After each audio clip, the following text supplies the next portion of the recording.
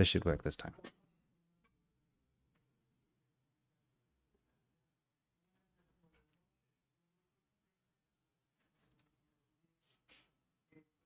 I hope this should work this time. It is working. Hello, everybody. This should work this time. Welcome to Be With Artists live Q&A episode 107 with a very special guest. It is working. Ashley. Hello, everybody. This should 3D. It is. Welcome to Be With Artists. Hello, everybody. This should work. I need to mute myself. Hello. Sorry. Welcome to Be With Artists live Q&A episode 107 and I have a small echo with a very special guest. It is working. Ashley. Hello, everybody. This should 3D. It is. Welcome to. If you guys hear an echo, that's my fault. I need to mute Hello. myself. Welcome to Be With Artists live Q&A episode 107 and I have a small echo with a very special guest. It is working. Ashley. Hello, everybody. This should 3D. What is going on? It is. Welcome to. If you guys hear an echo, that's my fault. Let me just mute myself for a second.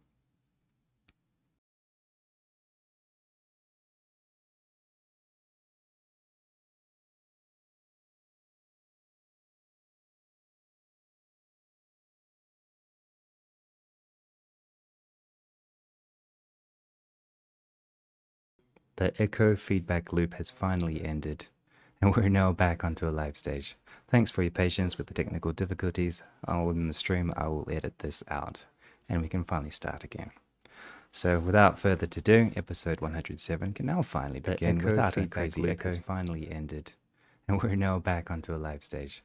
Thanks for your patience with the technical difficulties. In the stream, I will edit this out, and we can finally start again. So without further ado, episode 107 can now finally begin. There it is. Yeah, it's one of those. Okay, let's try that again. Whew. Crazy sounding echo. Sound check. 1, 2. How you doing, Ashley? I'm doing well. Sound check 1, 2. All right, we're good. Okay. So, hello everybody, once again, to Be With Artists live Q&A. This is episode 107. We've had an interesting, fun loop back at the beginning of this episode. If you're coming in late or came in early, thanks for your patience. Today is going to be a fun talk about everything relating friends and friendship. So, I wanted to see how you're doing, Ashley. Thanks for coming on to the show today. Thanks for accepting my invitation. I'm really excited to finally get to meet you face to face, get to see a bit more of your work, to hear about your roles and your positions and the things you've done, and also specifically and especially get to talk about friends and the art industry, which I consider something extremely important and also the foundation of what we do here. So, how you been? What have you been up to these days? I have been up to doing freelance gigs since our project with Bucket Studio finished. Just doing various random things, couple of big things, a couple of little things, and taking care of my mental health, making friends, trying to get out of the house a bit more. It's kind of my era. It's the time that you're in. So you're regrouping. Yeah. You mentioned you worked with Bucket Boy Studios. So tell me about this. Bucket Boy Studios, yeah, we worked on DC Heroes United, and we worked on a music video for Honkai Star Rail, the Hoyoverse or Hoyo Fair.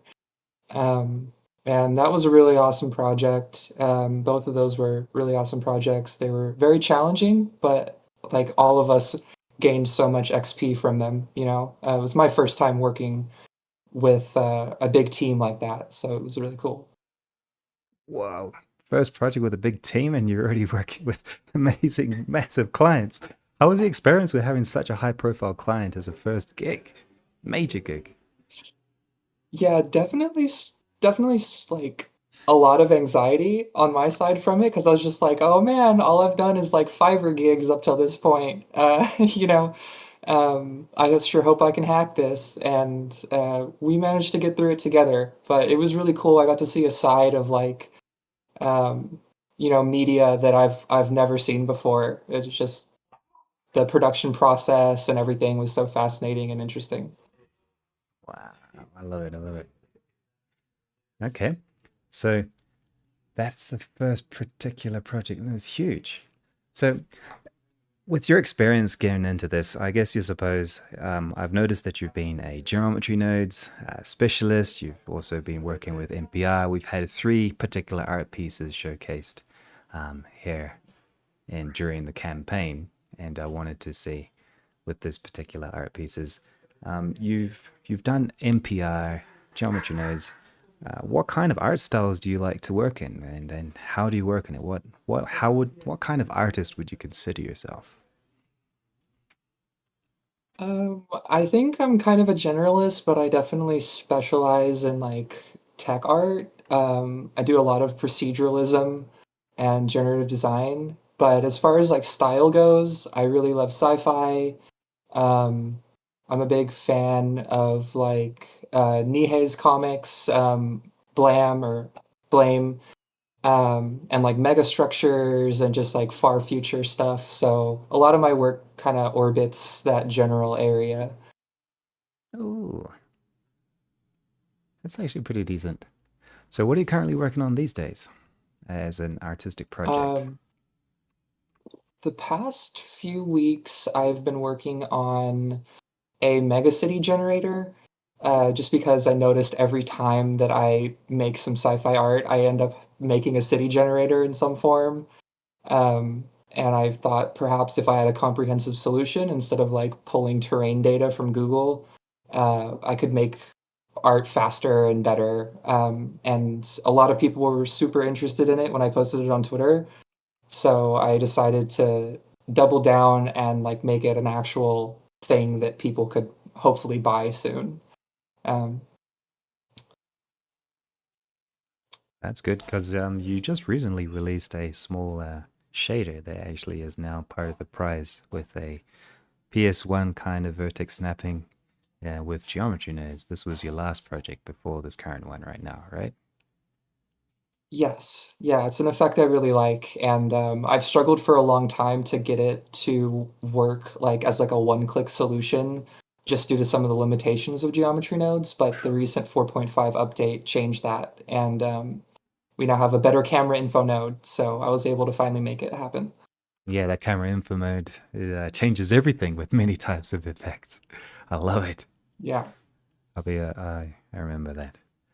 So I can see that the city that's coming in. We've got some of the projects here that I've loaded and some of your art pieces as well. I've noticed you really like your sci-fi cities and I have a do. really cool effect.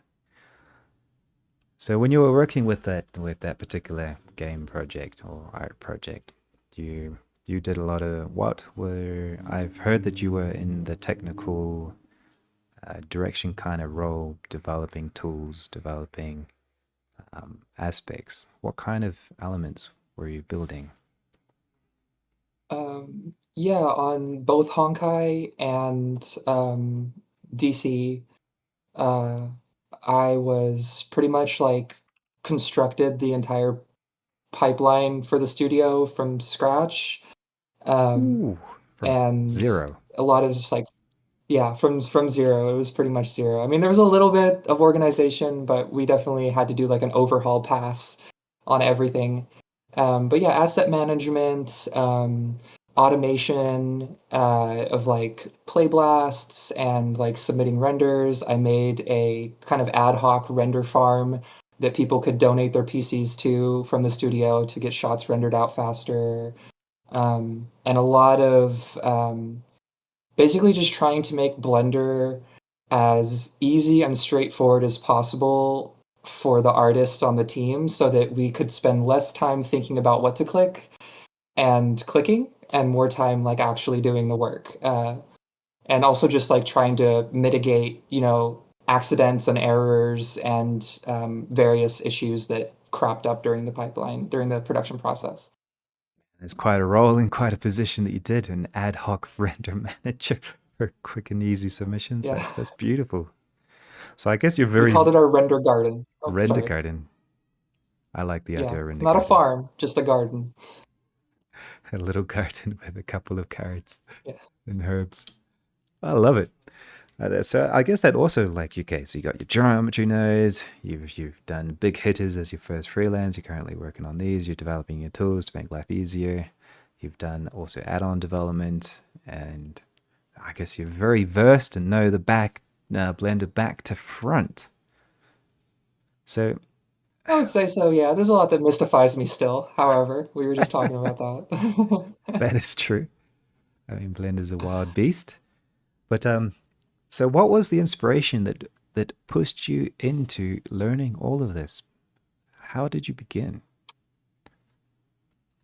Oh, um, well, there is an artist called Ocean World, um, who I greatly admire and now have the opportunity to work with, which is awesome. And his anime really like blew my mind when I first saw it. And I kind of realized it's like, oh, you can make like anything on the computer. Because my entire life up until roughly 3 years ago, I was a software developer and a 3D printer technician. So I did like the opposite of art. Everything was engineering and design. And that was what I like naturally gravitated to because that's what I was good at and sort of encouraged to do as like, a young adult and a teenager. Um, but it's really hard to like make a living doing that stuff if you don't have a degree. Um, and I don't know, just something about Ocean World's art really clicked with me, and I decided I wanted to make my own. And so I kind of just downloaded Blender and started learning in my free time. Um, And that's how you began. Man, yeah, I was tired of working at a pizza job. I was working at a pizza store, and I got really sick of it as well. That was also a motivator. you know what it like to be in the service industry. Wow. So Yes. once you understood what you wanted to do and you got tired of where you were at, how did you begin getting into the technical art aspect of Blender? What was the first door you walked through? The first door I walked through was Arendale's live streams. I heard of this new thing, geometry nodes they were adding that sounded really cool, and it sounded like a way I could kind of implement my experience with software development and like generative design into Blender. And Arendelle was one of the first people who was live streaming that stuff and doing tutorials. So I would join the streams every day before I went to work, or every time they were on before I went to work, and watch and ask questions and learn. And that kind of just blossomed into a real love and passion for geometry nodes and like broadly 3D proceduralism. Arendelle, yeah, he changed my life. I can Yeah. attest to that. I guess that's where you started with the community, which kind of is a Yeah. nice little segue to get into the concept of the theme of today. So when we were starting, I started talking with Ashley a couple of weeks back, and we were like, okay, so what should we talk about? And then the power of friendship was immediately brought up. I thought that was a very fitting topic to what we had talked with Cody Gindi from last 2 weeks, where we were talking over different aspects of mental health and things like that. You also mentioned you're currently working on your mental health and you're working on growing your things. So I wanted to ask you, why did you bring up the topic of friendship today? Because friendship is what has gotten me through the past year. I've been a full-time freelancer for a year and 6 months now, or a year and 5 months now. Um, and it's been like stressful, it's been challenging, it's been very rewarding. But I think without the friends that I made through Bucket Studio and their support and like just companionship, even outside of work, just playing video games and just chatting and hanging out, I don't think I would have been able to hack it. Friends in the studio.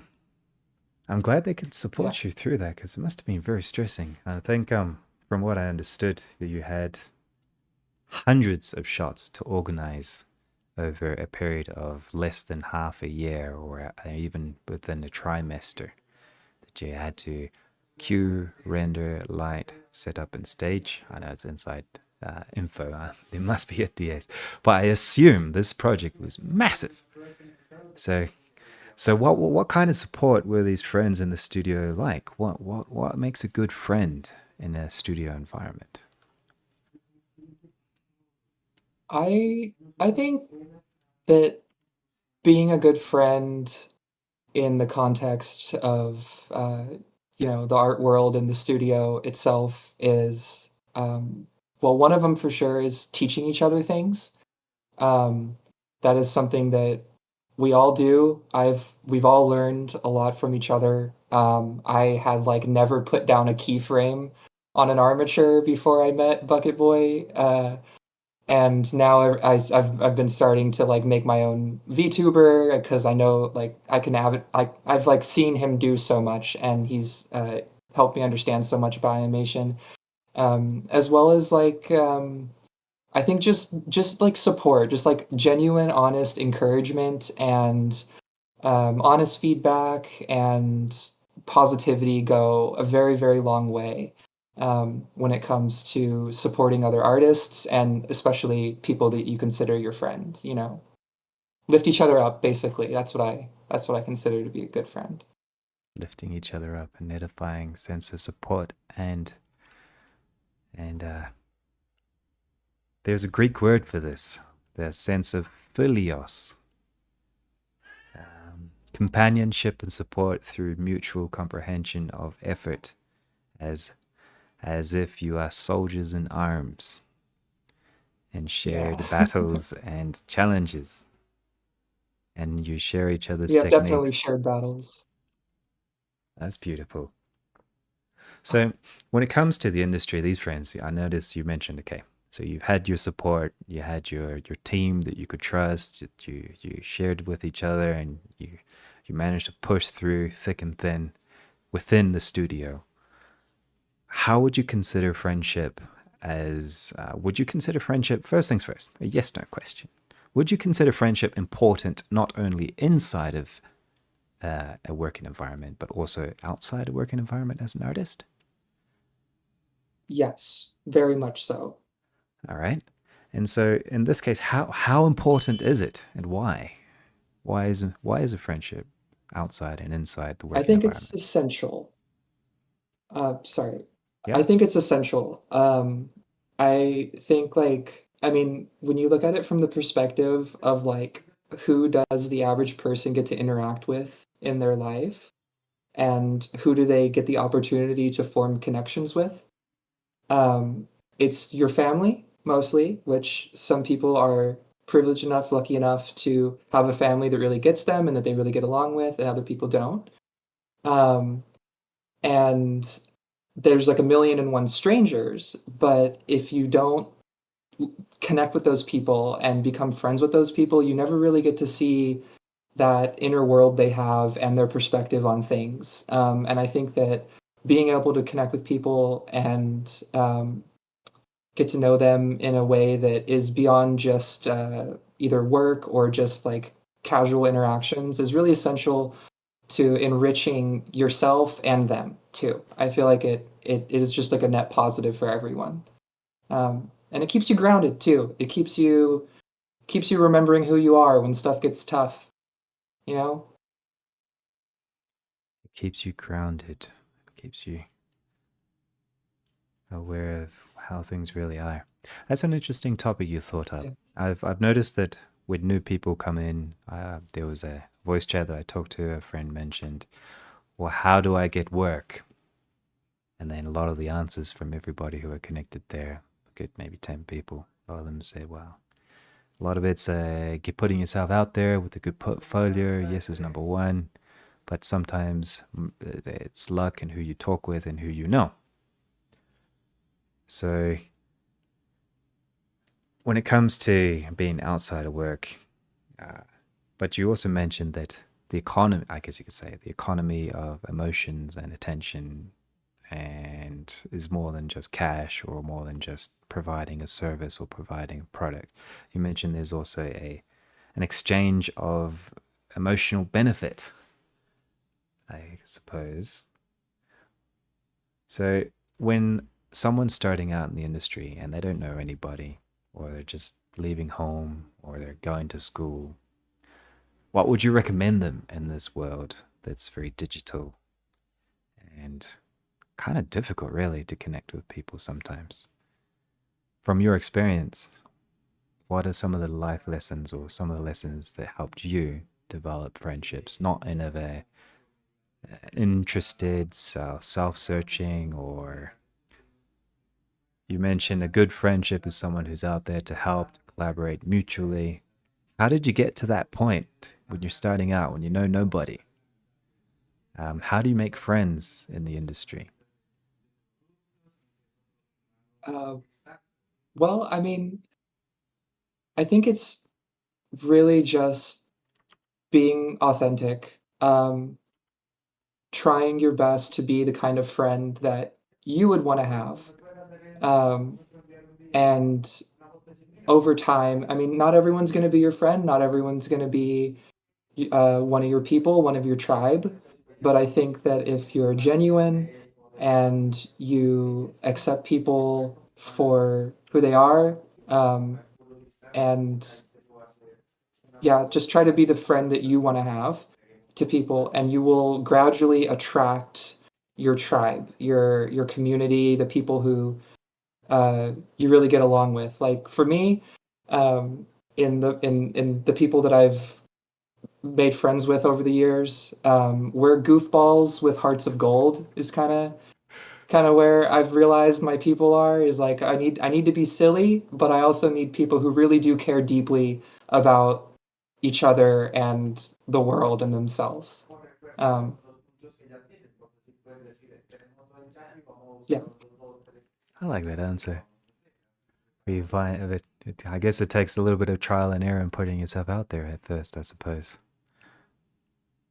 definitely, definitely. I spent a long time I spent maybe like a year or so uh, trying to do networking, um, and like getting to know people for the purposes of networking. And that really didn't lead anywhere. And it also felt very inauthentic and kind of just odd when I was doing that. And so I just decided, you know what? I'm going to let people come to me. And if we get along, we get along. And it's gone so much better. And now I have people in my life that like I genuinely just don't want to lose because they're great. It's beautiful, yeah. Because I think that's a big trap that a lot of beginners get into, where you think, okay, okay, okay, they learn the rules. Good portfolio, great. A CV, yeah, sure, a resume or something. All right, now let's get out there and do some networking. Let's talk to some famous people or so, or some person who works at a studio. Hey, could you get me some work? Look at my portfolio. But then it comes to the point of, wow, we're all humans at the end of the day. But with that said, with the friends you have made and the work that you have done, do you do you think is portfolio enough? Or do you really, or should we try to relax to do friendship to find work? Or what's the fine line between the balance of not looking for something and creating a friend? Professionally, Yeah, I where do you think, draw the line? oh man, I think it really comes down to intention at the end of the day. Um, if you know that your only intent talking to this person is to get work or something like that, that's where I draw the line. But when there's like an actual connection between the two of you, but they also do things that you're interested in or you're good at that you could maybe get work from them in the future, then that's more in the realm of like we're just kind of similar people, and it's even maybe a good better reason to be friends in the first place because you get the chance to work together and collaborate together creatively, which is deeply rewarding, and you don't get to do that with everybody in your life. That's beautiful. I have an example actually. Yes, I have a please. great example of this. Yeah, so I play on a Minecraft server from time to time. That's like a forever world for a group of friends. And some of us are artists and some of us are not. But randomly one night, I was on really late. I was up too late playing video games, as one does. And one of my friends was online as well, building some complicated thing out of redstone. I forget exactly what we were doing, but I was bored, and so I just followed this person around in Minecraft and asked questions about what they were doing, and we started talking. And one thing led to the next. They mentioned Houdini, and I mentioned geometry nodes, and they were like, "Wait a second!" Like we started talking about pipelines and scripting, and 3 hours later, we were both like, "Hey, um, I gotta go to bed, but add me on Discord because you're really cool, and we also have a lot of mutual interests." And we just hung out and played video games together for a while. And then last month, this person sent me a DM and was like, "Hey Ashley, I might have some work for you." And it was a commission for Nike, which was Oh, really awesome. And I was like, I genuinely just was like, we had fun on Minecraft together and have obviously mutual interests, and it led into one of the coolest gigs that I've done so far. Um, that's beautiful. This reminds me, I mean, your sense of like going in there with intention, I think is very important. There is another Greek god of love called agape. So there's Philios and then there's agape. So agape is the Greek god of unconditional acceptance and love of people, of it, the sense of self and being, where you just celebrate the existence that something exists. A sense of acceptance, a sense of you're just happy that something is there, pretty much. An agape sense of love, which is very pure, which I would consider a sense of accepting somebody for celebration, for comprehending who they are and how they are. Then there is another god is where the word pragmatic comes from, is the god of pragma. So this type of love was the sense of where eventually the relationship becomes something practical through patience and time, and then fair exchange. Ah, Killen says Heinemann's family. Jay Gatsby it mentions does. it does. Jay Gatsby mentions that you don't want a friend who just wants to use you. So the intention is the killer part. Yeah. Agape love of the gods. Yeah. So when it comes to something that blossoms into a mutual benefit of something practical, of pragma, it usually has to come from a pure origin of a sense of comprehension and kinsmanship through Phileas, and then with a foundation of agape, but that's more of a philosophical concept, but later.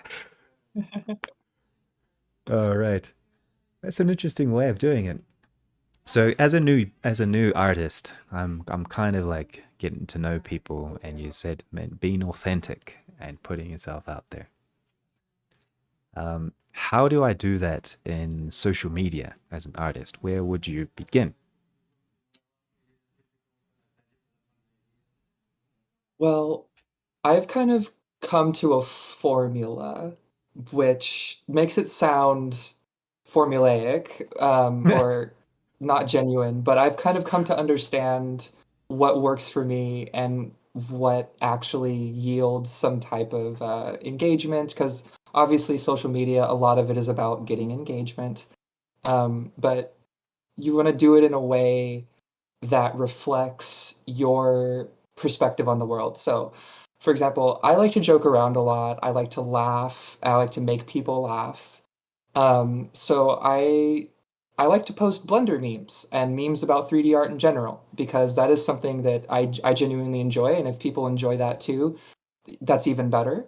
And that's another thing that people like memes, people like to laugh, and people who do niche things like to see content about their niche things. So, just some people come at it from more of like a mentorship kind of guidance angle I've seen is a pretty common one where there are people who are good at project management and time management. And what they'll do is they will post about their adventures and journeys and the challenges they've had to overcome in their domain.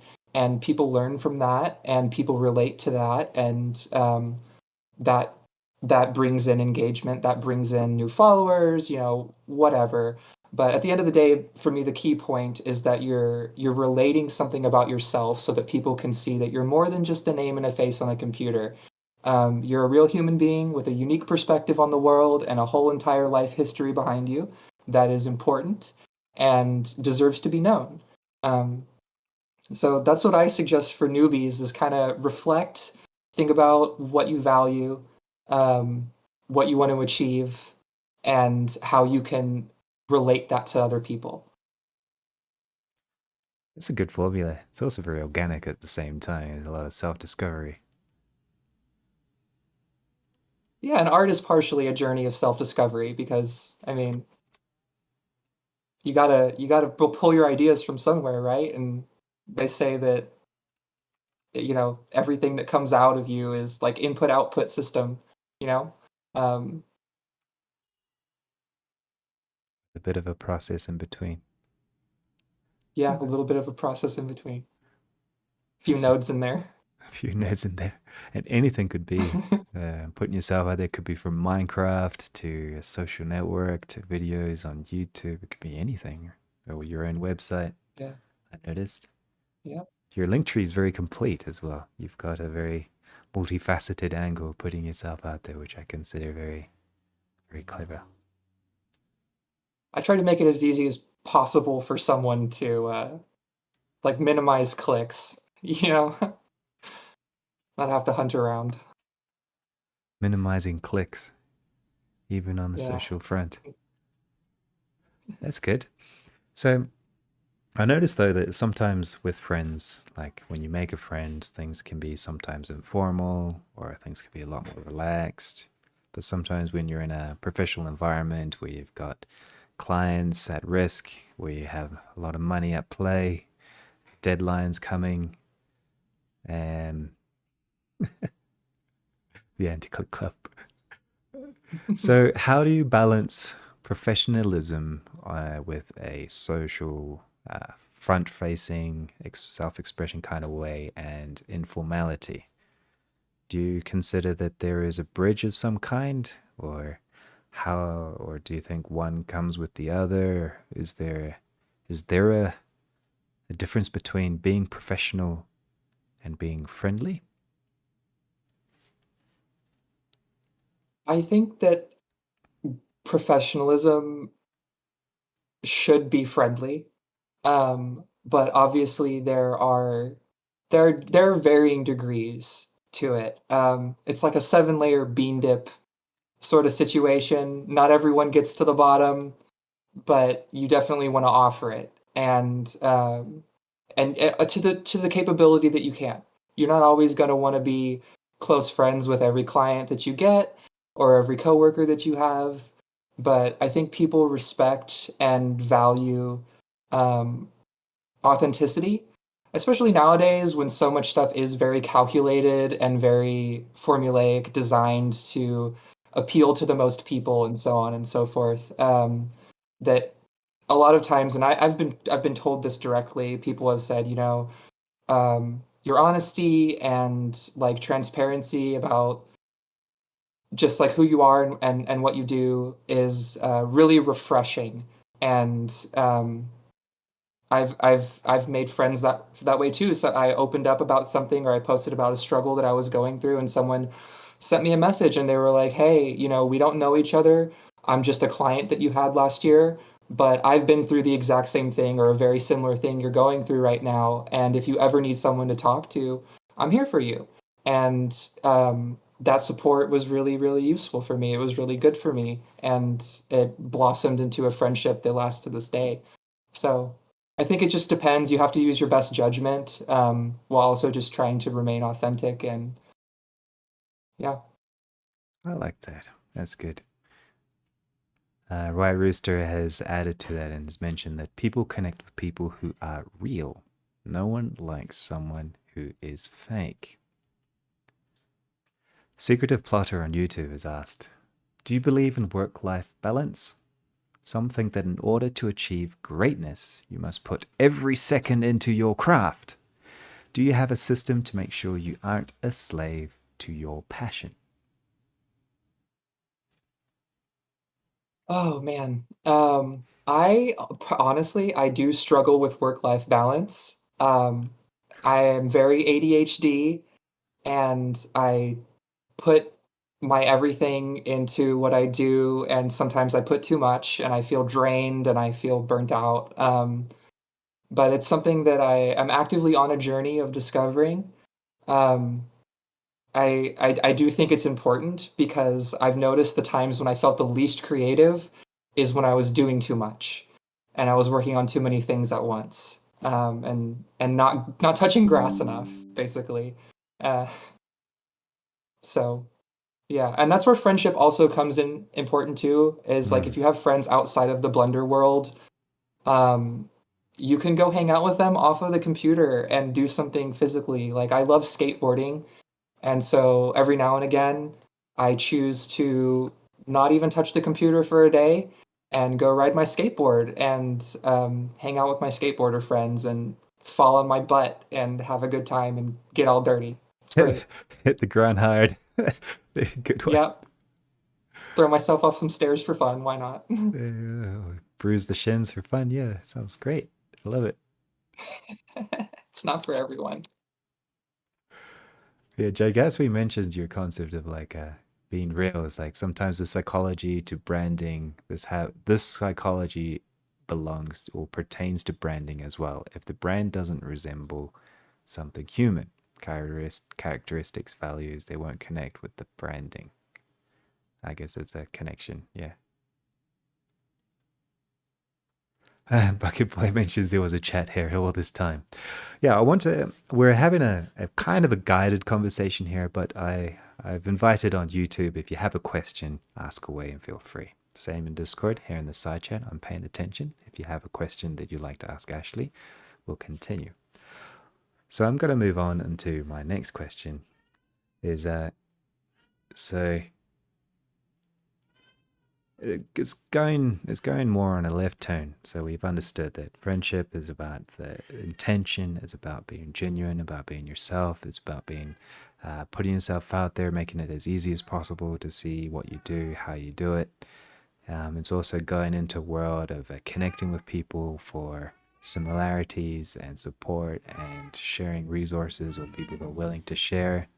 It's about the concept of, I will say, friends help you to have a better sense of life balance and work balance because it helps you to get out off your seat and onto a skateboard and the concept of also understanding accepting people for who they are and finding the people who accept you for who you are, and on that level is something that also helps you to balance not only mental health but also productivity on a technical level. I think it's really beautiful. Spot on. That's my perspective, anyways. Well, yeah, that's from what I understand. I think you communicated it quite well. So, when it comes to your procedural approach, you had a formula as well, like someone to recommend when they're building up their social networks and creating friends. When it comes to your procedural workflow and helping your peers, helping your friends with work, what's your methodology behind your geometry nodes, behind the code?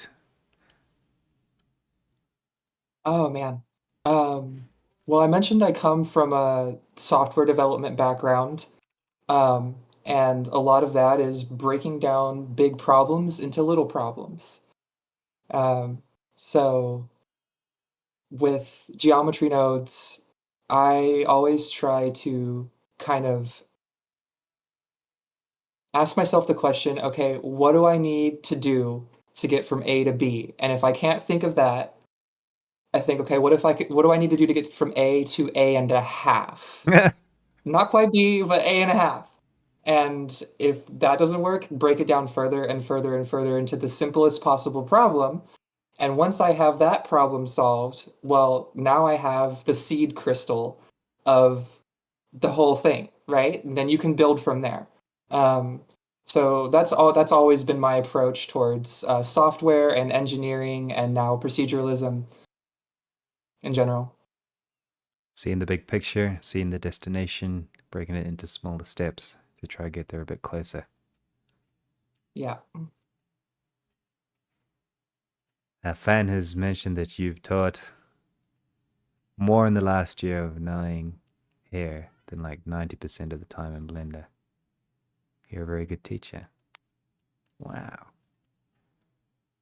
I've been told I am a good teacher, that I need to do more tutorials. Right.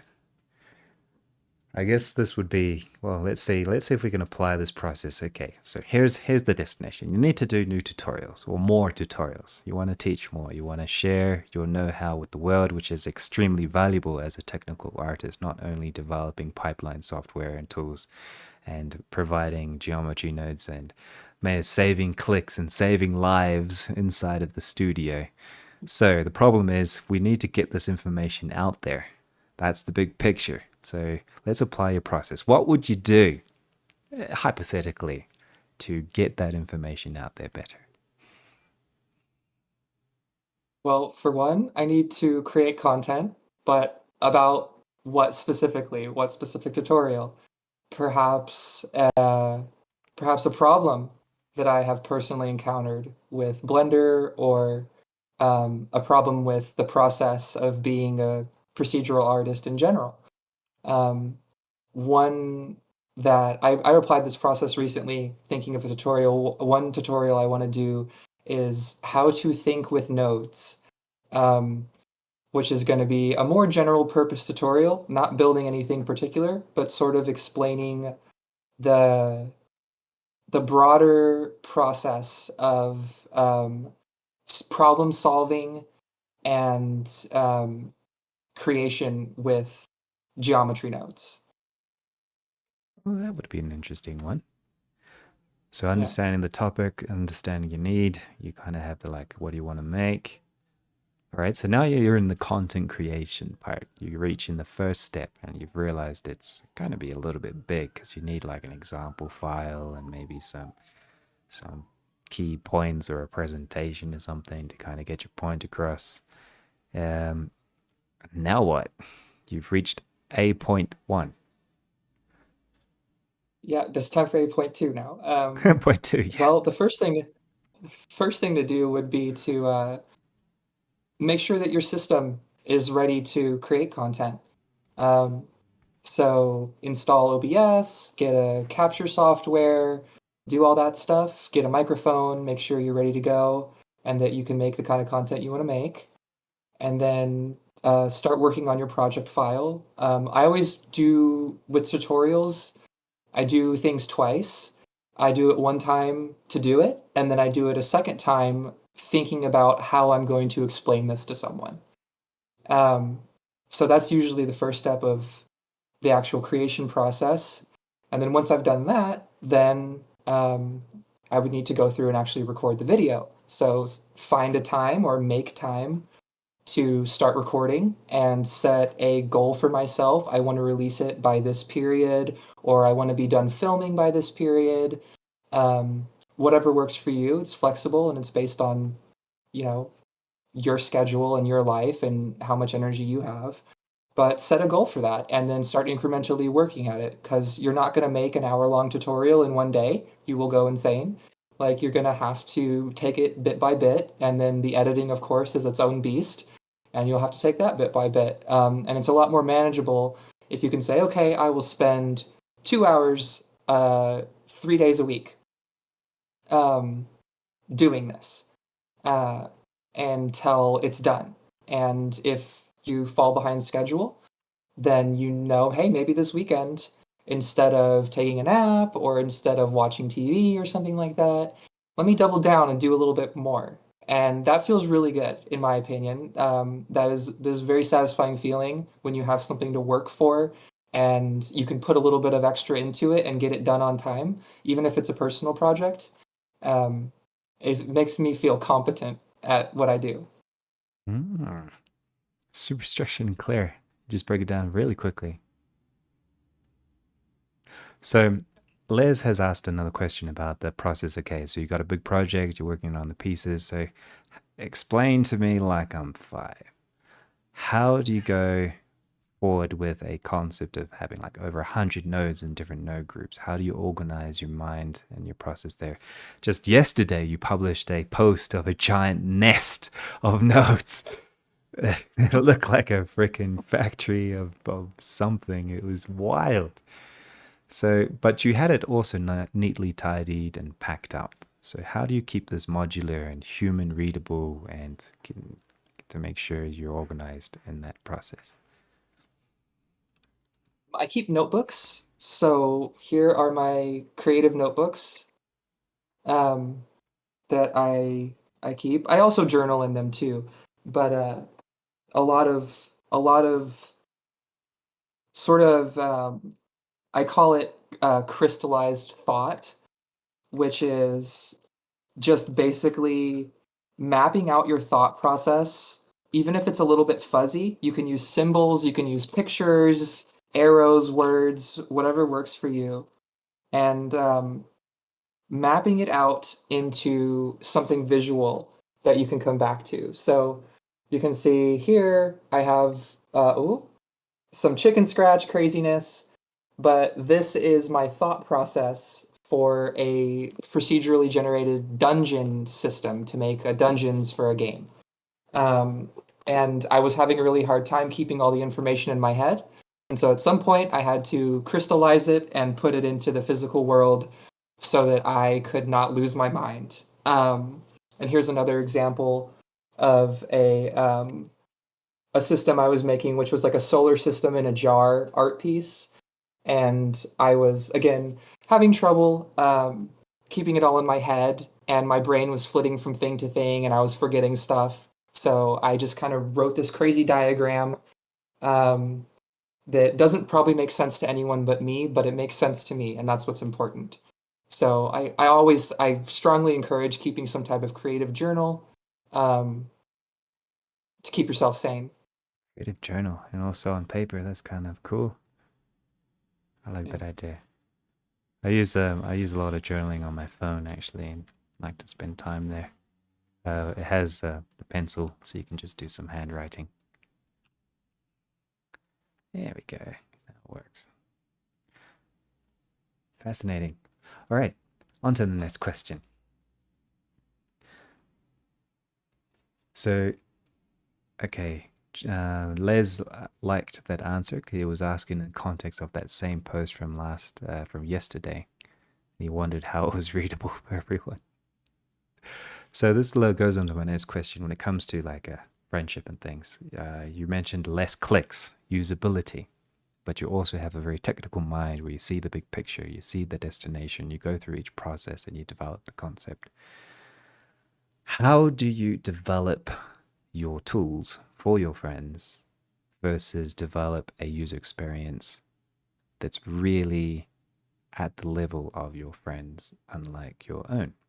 You're mapping it out your own workflow, but how do you develop a good user experience with your work?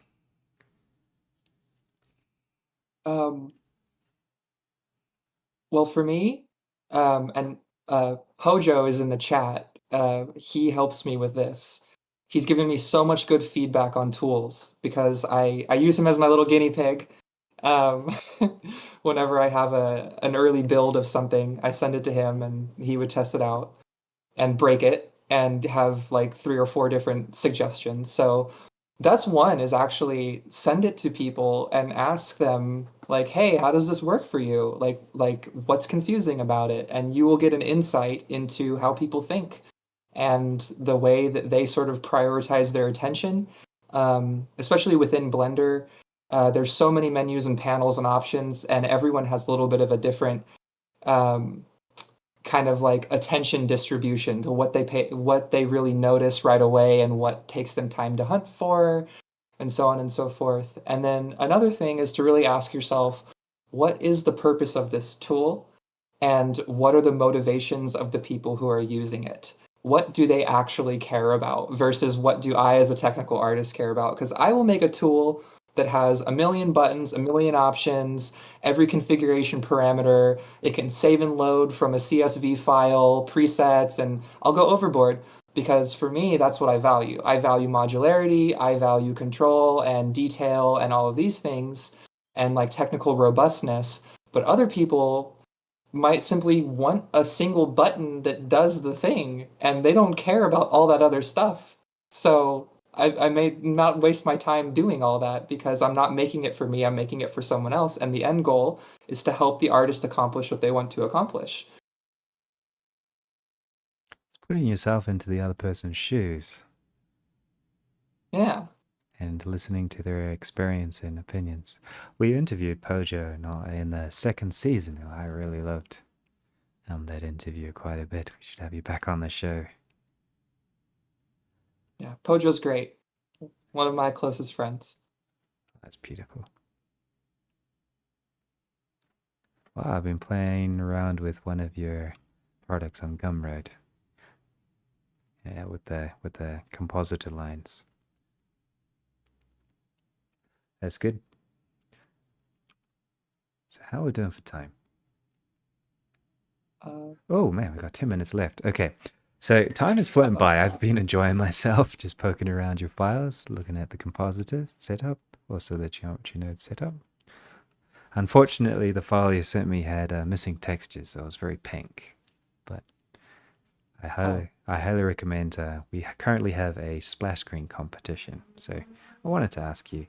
You just recently joined the B4Artists community, and today I'm releasing a splash screen competition over the next 2 weeks for the upcoming B4Artists 4.5.0 release.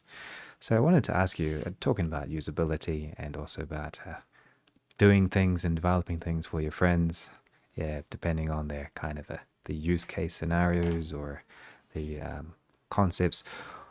What's your opinion on this fork of Blender? And also, are you going to compete for the splash screen? I hadn't thought about it until this very moment. I may compete for the splash screen. Um, I think B4Artists is really cool.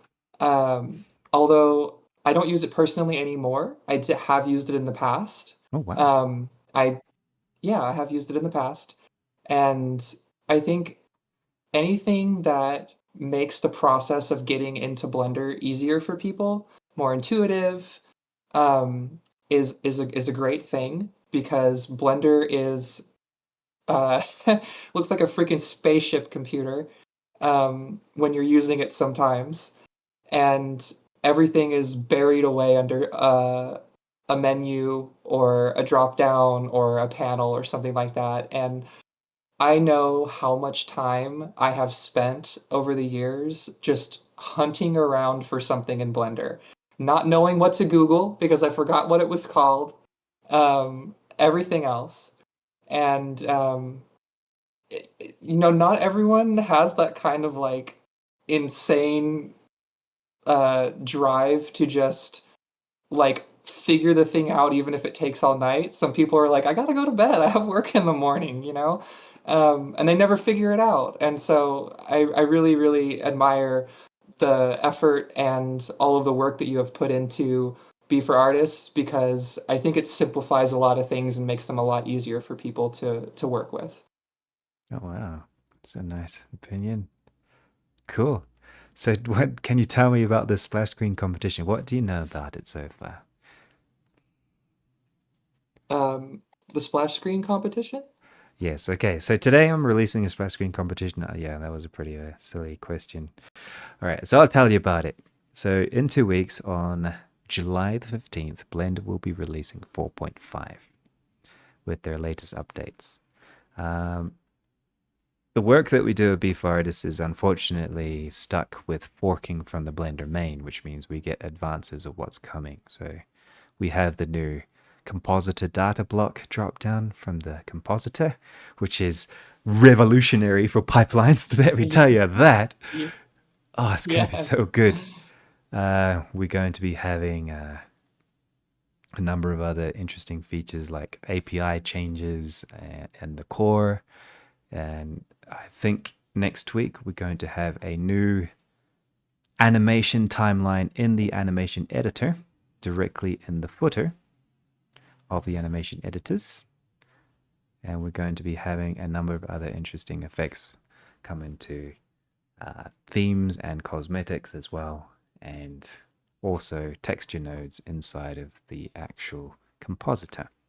So I'm going to open up the questions to the audience if you have any to before we finish, but I also wanted to ask you, so what's your opinion on the upcoming features to Blender 5.0?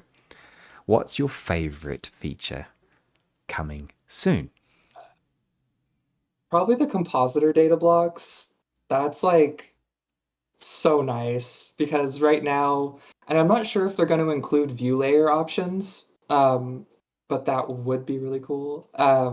But yeah, just not having to connect a bunch of reroutes and nodes every single time you want to use the same compositor setup in the same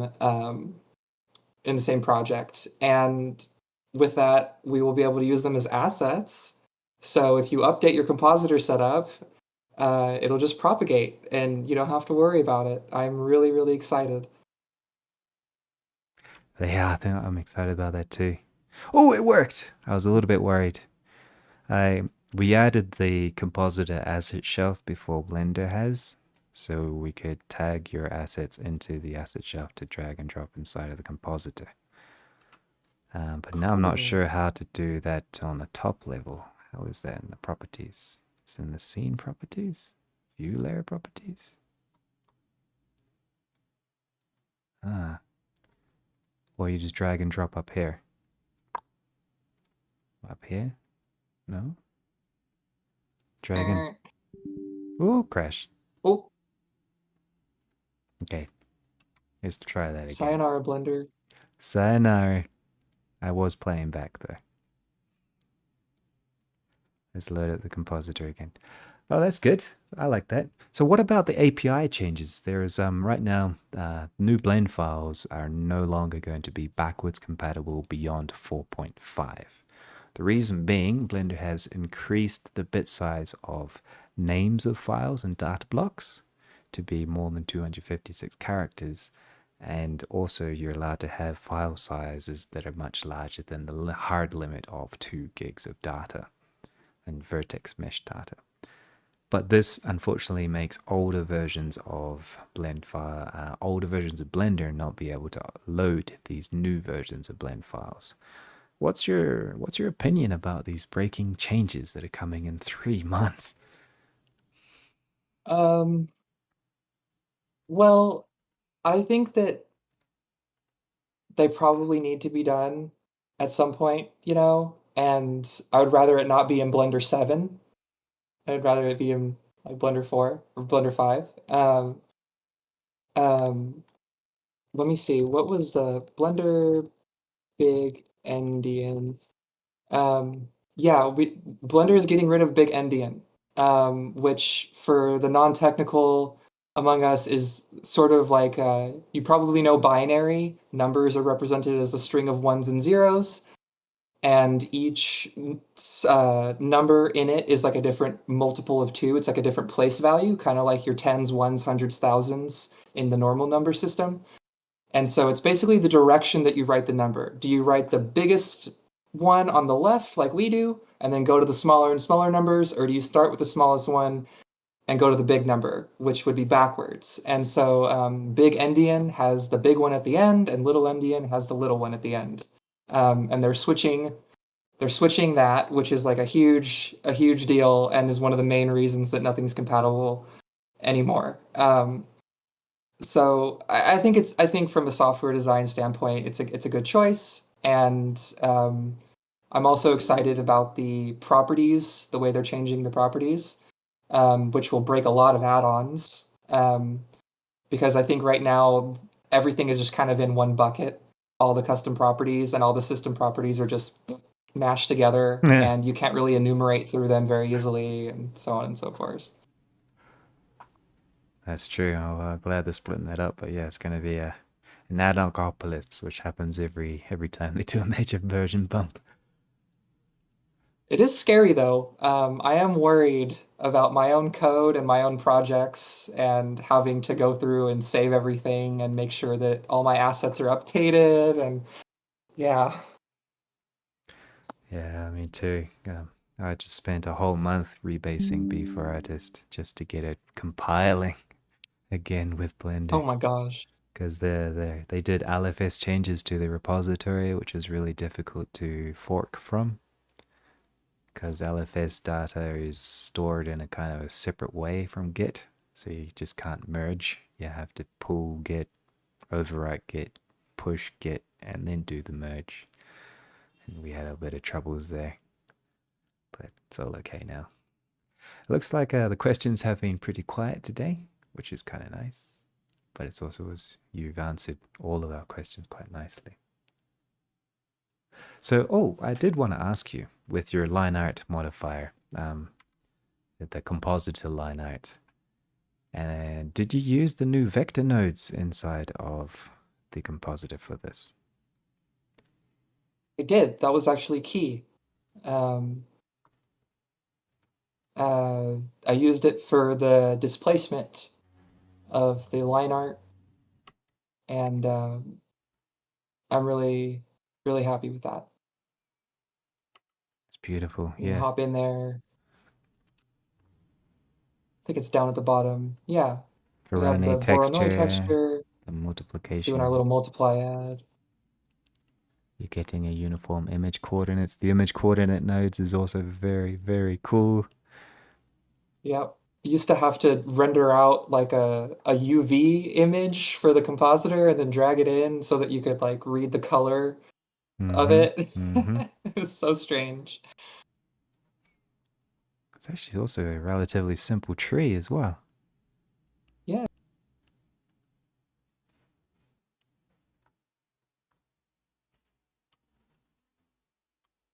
Well, what happened?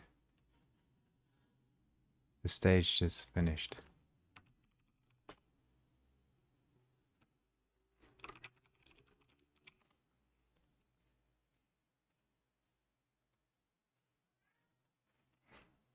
I have And we're that. back. Yeah, and we're back. Yeah, Discord just suddenly dipped out for a moment.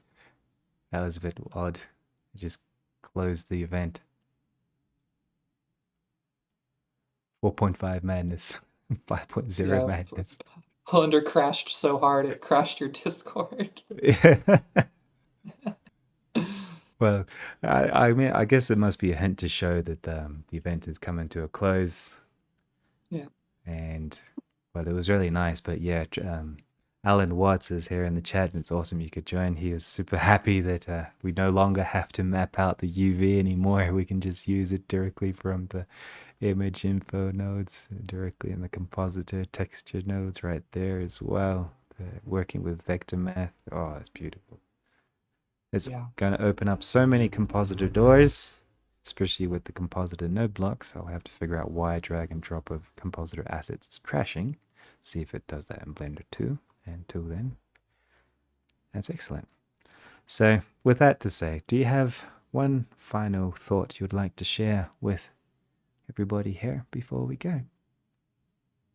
Um, yeah, I do actually. This is something that I wanted to say earlier, but I didn't. It kind of slipped my mind. I never gave myself a chance to be an artist until I was almost 27 years old. Um, I thought that I didn't have the juice, you know. I could never do it, even though I wanted to do it. It was kind of always just a fantasy, always just a dream. Um, but I decided to believe in myself and just go for it, and it's worked out. And I think that anybody out there who is ever doubting themselves or questioning themselves, or there's something that you want to do in life, whether it's creative or personal or professional, I think that you should go for it. You should, within reason, right? Like, don't try to climb the Eiffel Tower. Um, but you should go for it. You should do the thing that is calling to you because life is short, even though it feels long sometimes. And you will be happier knowing that you accomplished the thing which you can do. You can accomplish it. Oh, that's beautiful. This is why I do these events and want to talk with people like you and talking with you. I agree. 100%. 110. Yeah. Believe in yourself and Yeah. have some friends to back you up. Yeah, that's what it's all about. The friendship of understanding the other person's experience in their shoes and the pure intention and agape sense of marvel and wonder of the other person's existence. I think that's beautiful. And today was really nice. It was a lot. It was a sentimental topic with a technical aspect, with a new competition to boot. With some great friends here in the chat, great friends here that connected. Thank you for connecting. Thank you, Ashley, for your time. Thanks for the patience at the beginning of the show and with the Discord drop as well. And White Rooster also agrees he started learning 3D when he was 40. Now you should see his work now. Holy cow. So we got this. So thank you, everybody. And I will conclude today. Oh, just to let you know, in 2 weeks' time, we have a very special guest from Reddit. So we're going to be talking with David Carr, a creative director from Reddit himself. So stay tuned for 2 weeks and we'll be talking with him. And there are rumors that maybe we'll also be talking with CG Matters. Who knows? So stay tuned. Thank you for coming, everyone. So long. Thank you for inviting me as well, Dre's. The pleasure's mine. All right. I will cease the stream here. See you in 2 weeks.